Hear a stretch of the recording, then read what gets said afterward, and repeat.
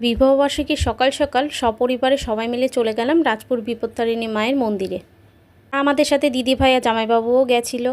পেছনের এই ছাউনিতে সবাই এখানে জুতো খুলে রাখে, আর এই যে পাশে হাত ধোয়ার জায়গা আছে, তারপরে এখানে হাত ধুয়ে সবার মায়ের মন্দিরে পুজো দিতে যায়। আমাদের হাত ধোয়া হয়ে গেছে, মাও হাত ধুয়ে নিল। এবার আমরা ডালা কিনতে যাচ্ছি। এই সামনে অনেকগুলো দোকান আছে যেখান থেকে ডালাটা কেনা যায়।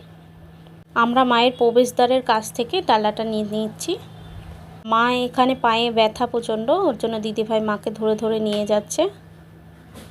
করোনা সময় থেকে এখানে মালা নিয়ে যাওয়া ভেতরে অ্যালাউ করে না, যার জন্য এখন জিজ্ঞেস করে বরমশাইকে বললাম এখন জিজ্ঞেস করে নাও যে মালা এখন অ্যালাউ আছে কিনা, কিন্তু এখন মালা দেওয়া যায় না ওখানে। ওনারা নিজেরাই হাতে একটু ফুল দিয়ে দেবে, যেটা আমরা মায়ের চরণে দেব। এখানে ডালা নিয়ে নিলাম, আর প্রচুর ছোট ছোট লকেট আছে। এখানে মার ফটো ফ্রেম আছে। মাকে শাড়ি কেউ দিতে চাইলে এখান থেকে শাড়ি কিনতে পারবে। বিভিন্ন দামের শাড়ি, বিভিন্ন রকমের শাড়ি আছে। আর এরপর আমরা ডালাটা নিয়ে মন্দিরের প্রবেশদ্বারের দিকে চলে গেলাম। আর এইখানেই হচ্ছে মায়ের মন্দিরের প্রবেশদ্বার।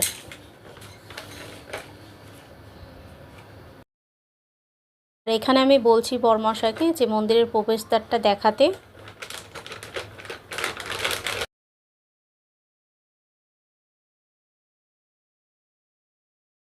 আর এখান থেকে মন্দিরের প্রবেশদ্বারের ঠিক ডান দিকেই লিফটের ব্যবস্থা আছে, কিন্তু সবার জন্য না, সেটা যারা উঠতে পারবে না সিঁড়ি বেয়ে তাদের জন্য লিফটের ব্যবস্থা। এখানে মায়ের সোজাসুজি বসে অঞ্জলি দিয়ে মায়ের পায়ে ছুঁয়ে নমস্কার করতে পারবে সবাই। আর এখানে বিভিন্ন সিদ্ধিদাতা গণেশ থেকে শুরু করে বিভিন্ন ঋষি মহিষী সবার মূর্তি আছে এখানে। এখানে গেলেই মনটা যেন একদম শান্ত হয়ে যায়, কারণ মাকে ছুঁয়ে এখানে নমস্কার করা যায়, সেই সুযোগটা ওনারা সবাইকে করে দেন। এখানে যে যাক প্রত্যেকটা মানুষ সামনে বসে শান্তভাবে, মানে কোনো ভিড় নেই, ওনারা খুব সুন্দর এটা মেনটেন করেন। সবাই মায়ের সোজাসুজি বসে পুষ্পাঞ্জলি দিয়ে তারপরে মায়ের দর্শন করবে, মায়ের পায়ে হাত দিয়ে নমস্কার করতে পারবে। তারপর গাড়ি পার্কিংয়ের সাইড দিয়ে আমরা এখানে চলে এসেছি, যেখানে মোমবাতি ধূপকাঠি মন্দিরের ভেতরে জ্বালানো যায় না, এখানে জ্বালানোর জায়গা আছে।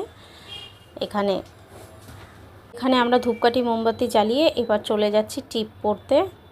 আর এখানে দেখো টিপ পরার জন্য সবসময় তো সবাইকে নিয়ে যায় না যে কে টিপ পরিয়ে দেবে, যার জন্য ওনারা এখানে আয়নার ব্যবস্থাও করে রেখেছে, যাতে কেউ একা গেলেও সে দেখে টিপ